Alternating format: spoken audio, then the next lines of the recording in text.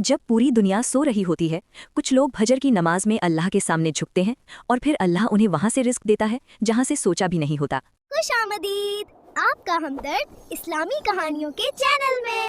ये कहानी है एक छोटे से गांव की, जहां कच्ची गलियां थीं, सादा से घर थे और लोग कम मगर दिल के अमीर थे। इसी गांव में एक गरीब मगर नेक दिल आदमी रहता था, जिसका नाम अहमद था। अहमद के घर में उसकी बीवी और 3 साल का एक मासूम सा बेटा था, जिसका नाम अब्दुल्ला था। अहमद के पास दुनिया का माल तो नहीं था, उसको अल्लाह पर कामिल यकीन था। वो दिन भर मेहनत करता, मगर अक्सर ऐसा होता कि काम नहीं मिलता, फाका भी आ जाता।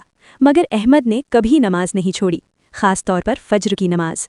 हर रोज़ जब अंधेरा फैला होता, सितारे आसमान पर चमक रहे होते और सारी दुनिया गहरी नींद में होती, अहमद खामोशी से बिस्तर से उठ जाता, वुज़ू करता, ठंडे पानी के छींटे उसके चेहरे पर पड़ते तो उसके दिल में ताजगी आ जाती।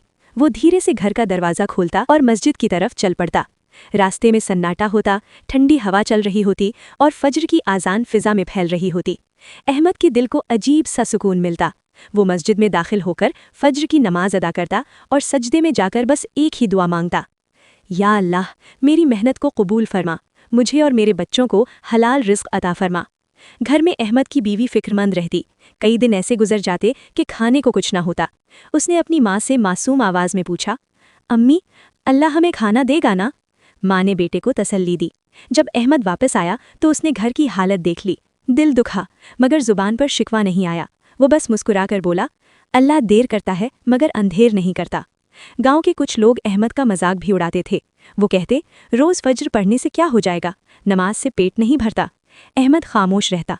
उसके दिल में एक ही बात थी, रिस्क अल्लाह देता है और फज्र उसका राज है। एक दिन अहमद हस्बे मामूल फज्र पढ़कर वापस आ रहा था कि रास्ते में एक बूढ़े आदमी ने उसे आवाज़ दी। वो मुसाफिर लगता था। उसने कहा, बेटा, मुझे एक ईमानदार आदमी की तलाश है जो मेरे साथ काम करे। अहमद ने अल्लाह का नाम लेकर हाँ कर दी। काम हलाल था, मेहनत का था, मगर इज्जत वाला था। चंद दिनों में अहमद की मेहनत रंग लाने लगी। अल्लाह ने उसके रिस्क में बरकत डाल दी।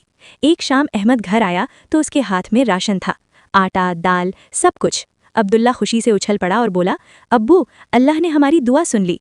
अहमद ने अपने बेटे को गोद में उठाया। उसकी आंखों में आंसू थे, मगर चेहरे पर शुक्र की मुस्कुराहट। उसने कहा, बेटा, याद रखना, जो फज्र की नमाज की हिफाजत करता है, अल्लाह उसके रिस्क की हिफाजत खुद करता है। उस रात अहमद के घर में सिर्फ खाना नहीं था, सुकून, शुक्र और अल्लाह की रहमत भी थी।